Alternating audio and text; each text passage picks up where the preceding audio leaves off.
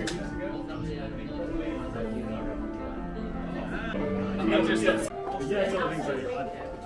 do you take that experience out of members of the headset and sort of give them like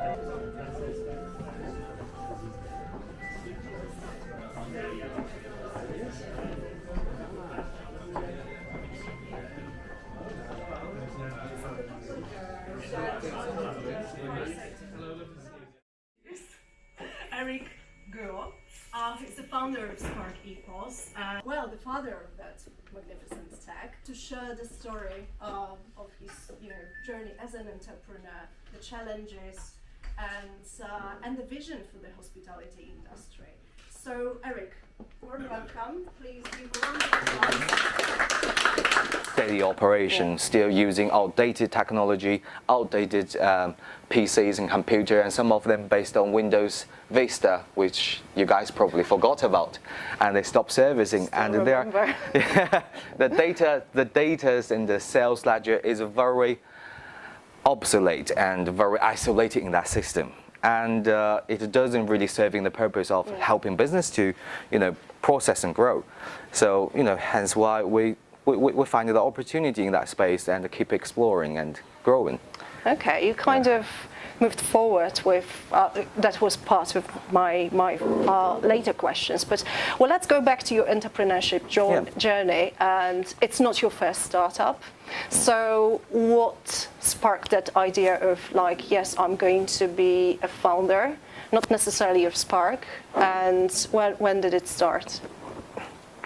And why? I think as I mentioned, we started with a discount and offering platform. That was from my personal experience. I don't know if you've seen taste cards before, and then my friends used to get that 50% off, but he has to phone the businesses to make the bookings, and often people all come at the peak time, and I know the fact that operators, when they hear the ringtone, they're booking for 50% off. They don't want it at the peak time.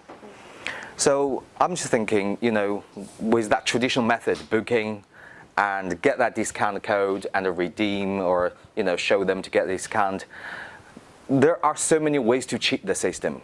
Staff can, if they don't have a good intention, they can cheat the system, and it's not the perfect user journey. And I was thinking, can we make it digital? So that was kind of like the start journey of discovering whole hospitality operation.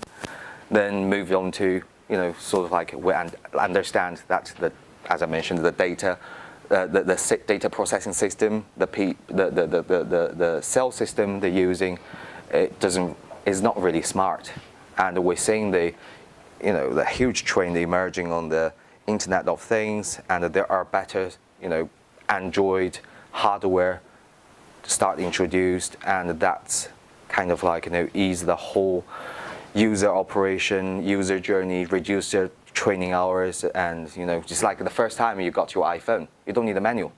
Before your Nokia, you have the manual like that big. Yeah. So how to get the products to build in and let customer just pick it up instantly, kind of like amazed me, and that inspired me further. Yeah. That's great. They're gonna buy your products. I think every business is very unique, especially it's customer centric. They have your customer journey built in, your service level built in.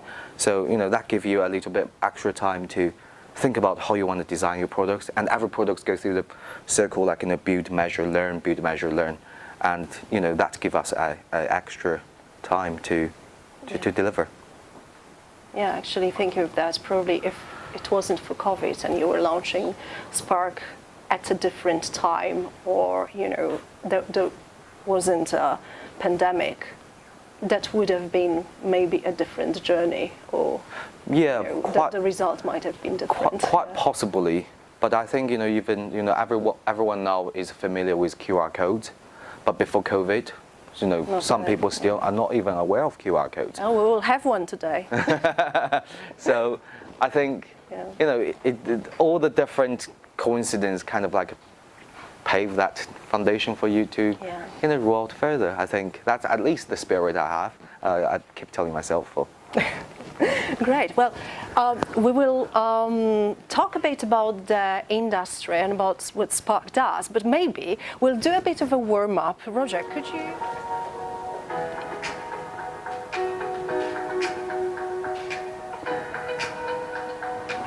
The future trend for the hospitality sector in the UK, I think, is moving more and more towards tech-based solutions.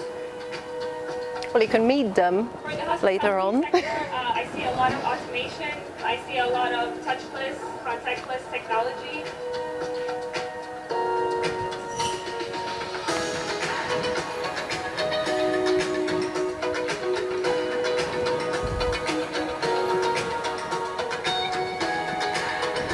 I mean, already I know Bella Italia are using the robots. I've seen Cosmo posting about it in his trials. Obviously, it's making a lot of noise because it's brand new. It seems futuristic. It's new and it's gimmicky, but it also saves some cash.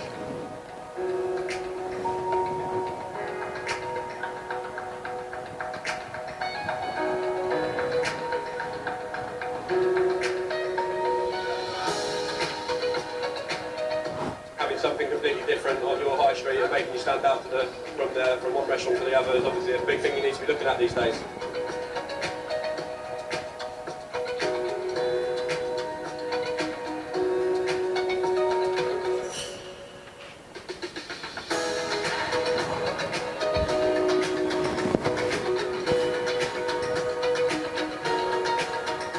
I believe that a smarter POS system would absolutely solve some of the major challenges in the industry. This is it, Spark will do it, and if you've got a coffee shop down the road and you've never had a business before in your life and you really don't know what you need or what you're looking for, then Spark's the answer, because it's just, you can start small, grow without the excessive costs that you'll find with many other providers.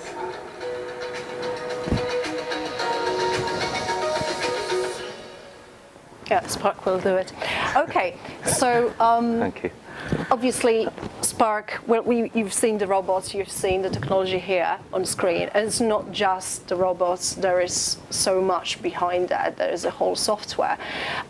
Could you tell us how the solution is, how does it change the hospitality, both from the back and the front, what the customer sees and experiences, but also, how that improves the operations of whether it's a restaurant or a hotel, just briefly? Yeah, so I think the future trend in hospitality, gonna be drive towards a lot of automation, a lot of, data insights. In terms of what we deliver, we not just deliver a POS or just sell the payment PDQ. We're actually taking consideration of how business run, and we want to be that extra wing for them to run smoothly, and helping the hospitality business makers and the business owners to combat sometimes staff shortage, to help them to make the better informed decisions with visualized data, and to speed up the service, understanding what customer wants.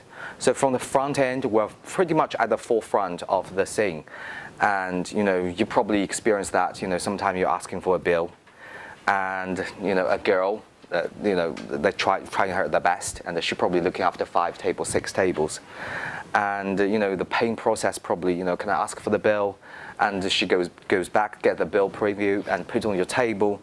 Then 5 minutes later, and she remembered, okay, this guy's got the credit card out there, and they go to grab that, the PDQ machine, and coming back to the table, and then start taking payments, and the payments could be cash plus cards, etc., different combination, and that extra 5 to 10 minutes, if we can deliver within instantly, here's your bill preview, ready to pay. Okay, here we go. That saves the time for the operator, especially at that peak time. Yeah. That's increased the table turn. So them small touches, I think, in the front end, we're very focused on helping our business operator to run efficiently, effectively, and costively. And on the back end, I think, at the moment we're called smart POS, a smart hospitality operation.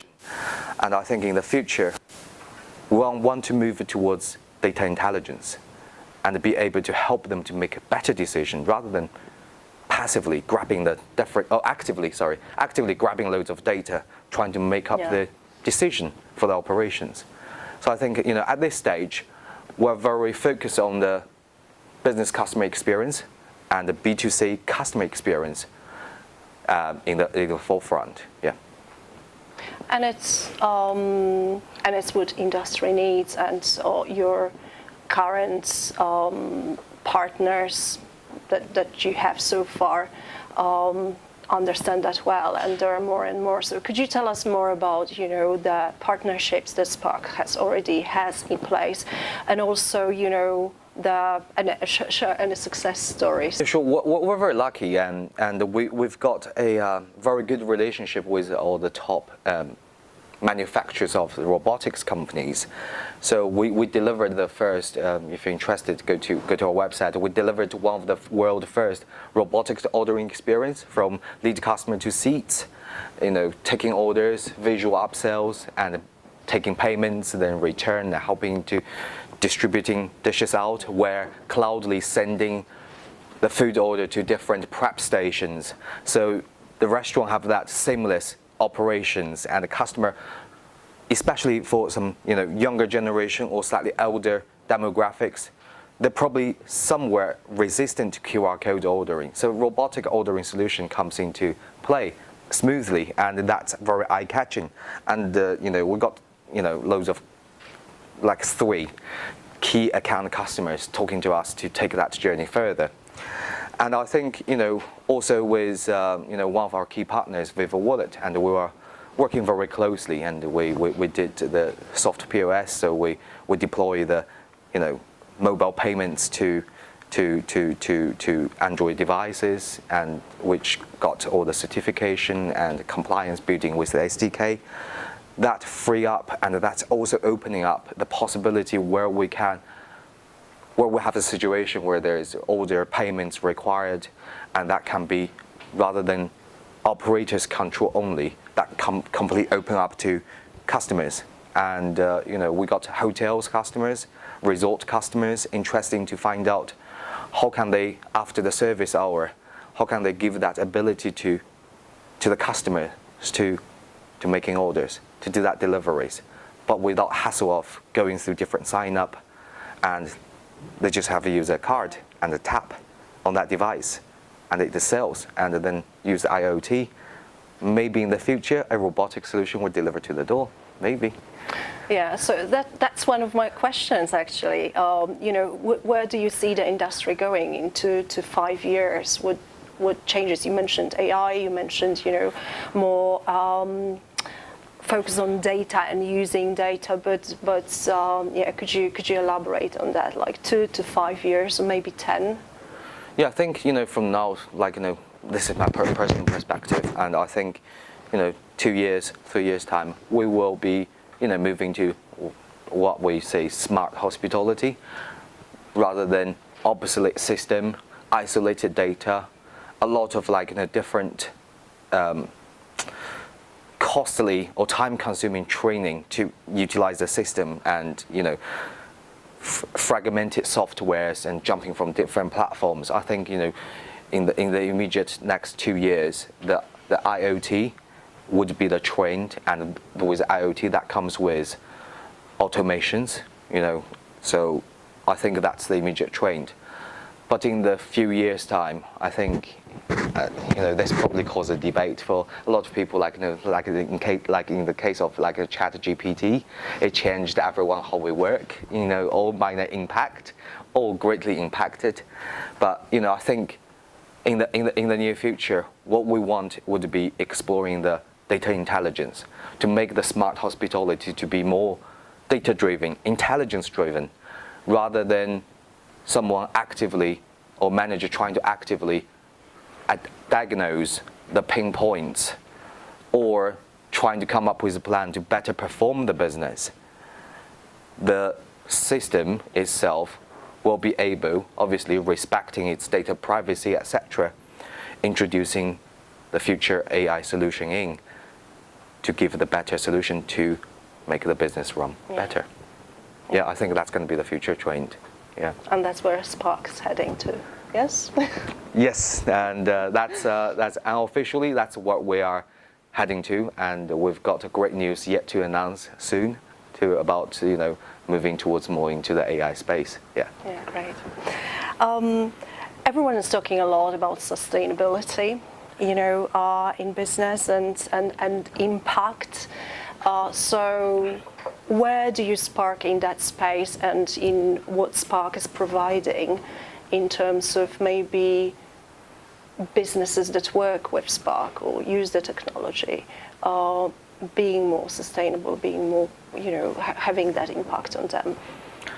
I think one of the, we understand the Sustainable Development Goals, and that's, we know that's something we immediately, as human, as a member of the society, we need to address, and to take that, to take the sustainability hat on. And in our product design, we actually embedded, we offered a solution like paperless kitchen. So as you can imagine, the kitchen, the chefs heavily using a lot of till rules. Each print, you got that till rule, and that's a small part of a tray somewhere, right?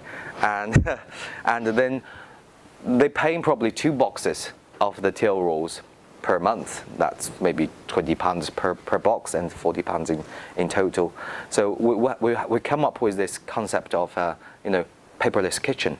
So that's one of our products, KDS, about make sure it's we deliver the way it's easy to adapt, but also kind of like when we even doing the kind of like promotion and consulting with the clients and we and our sales team, we're always trying to say, right, do you have that environmental sort of like mindset to kind of like maybe give it us an opportunity to try this. Yeah. And obviously there hit some obstacles and challenges, because it's like we'll have iPad to take notes, but some people just prefer paper. And yeah, I think it's going to be a long-lasting journey and long effort, but we're confident that we do have that within our company, taking that in mind, and we do want to make some positive impact back to the industry and the society.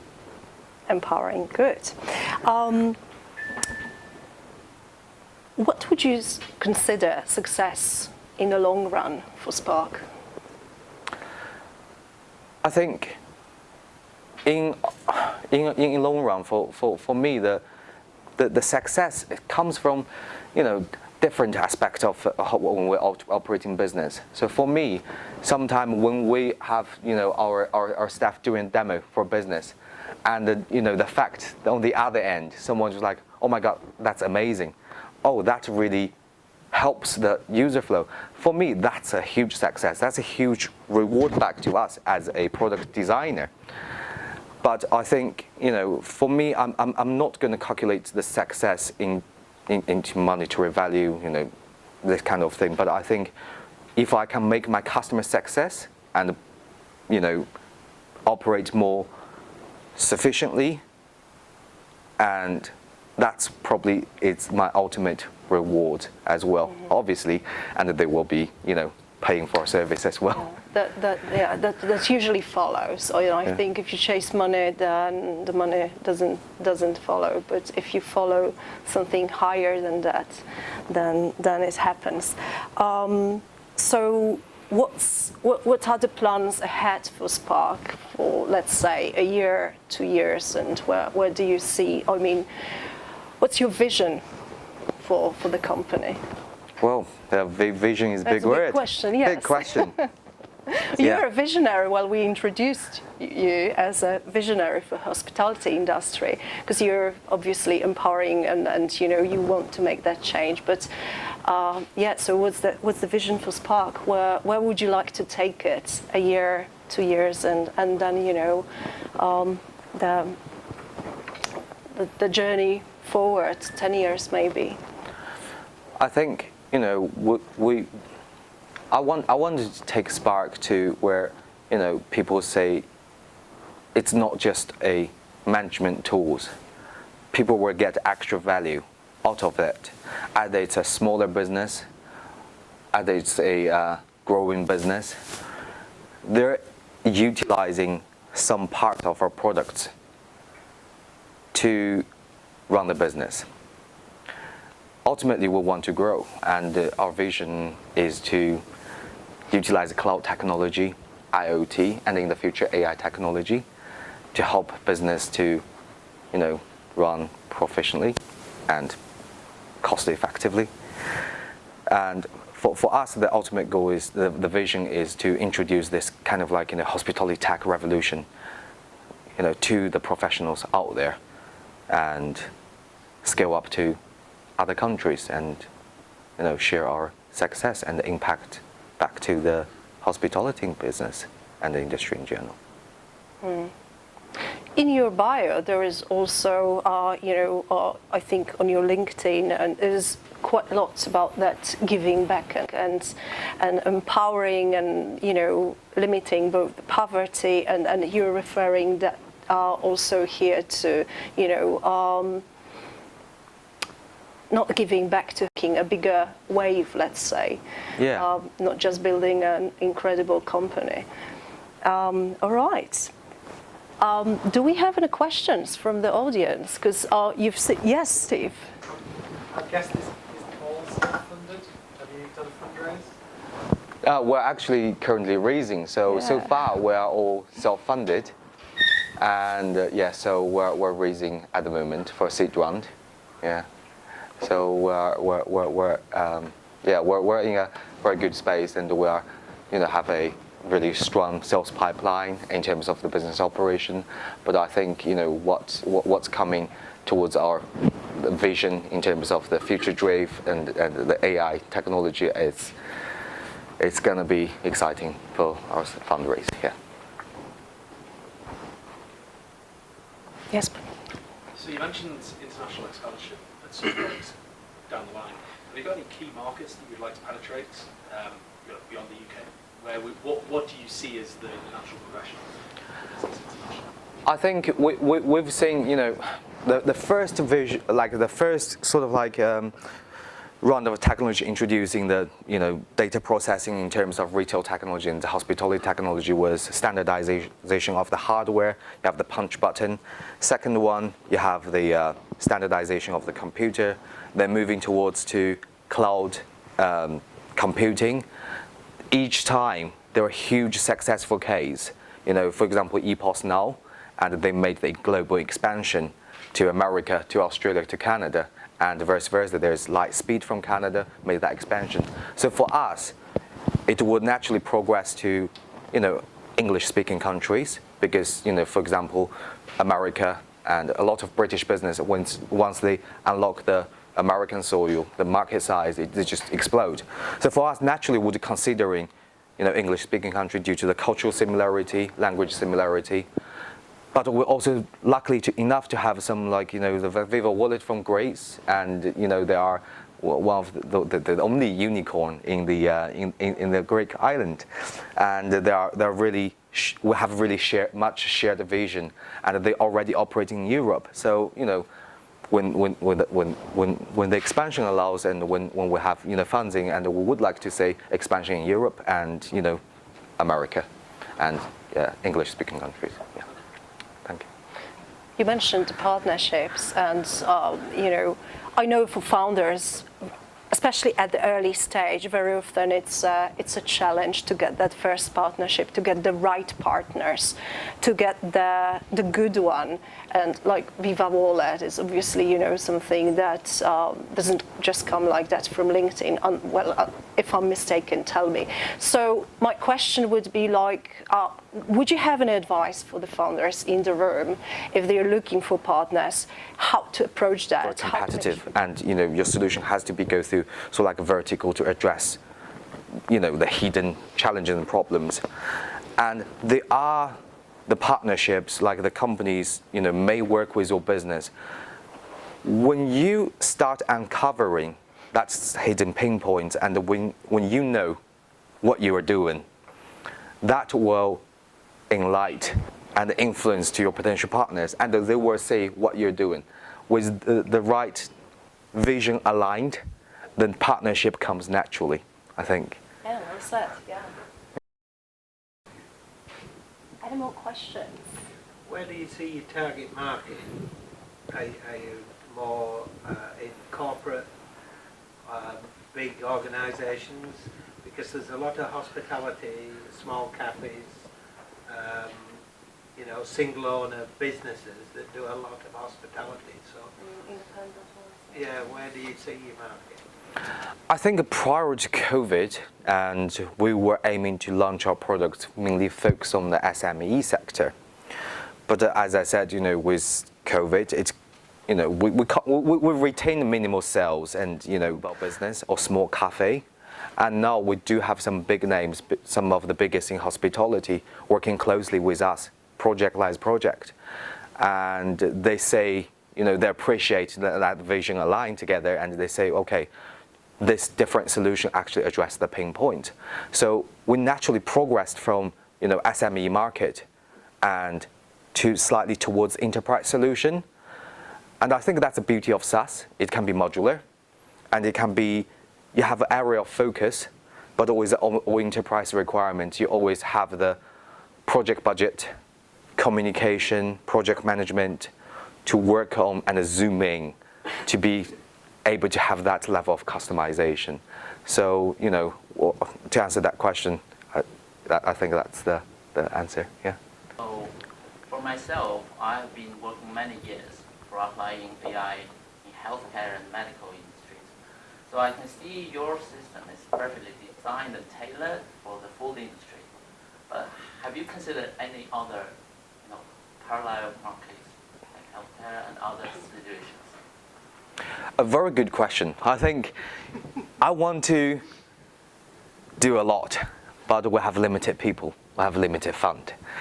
And I do agree there are shared similarities, and we've seen the natural progression from some big industry players.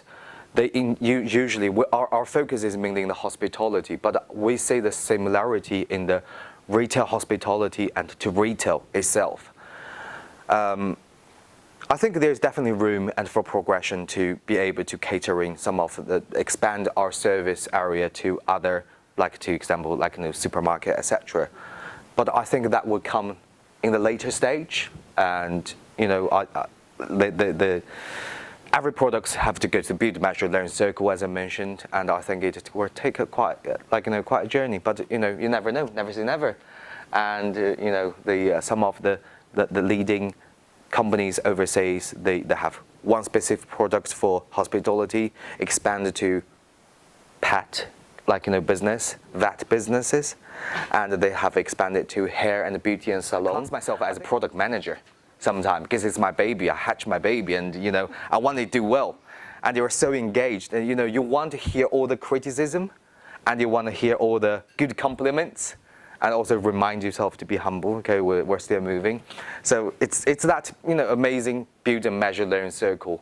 I think that's keep you up to the game, and, you know, obviously have the open mind to absorb information, taking negatives and working to improve, and yeah, and heads up and prod along. Yeah.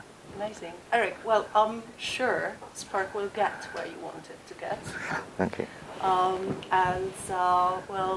I wish all the best, and thank you for the time. A round of applause for our guest. Thank you. Last but not least, before we head up to networking, I'd like... It's food on the robots. Thank you very much. Thank you very much. It's been an absolute pleasure. Thank you, Patricia.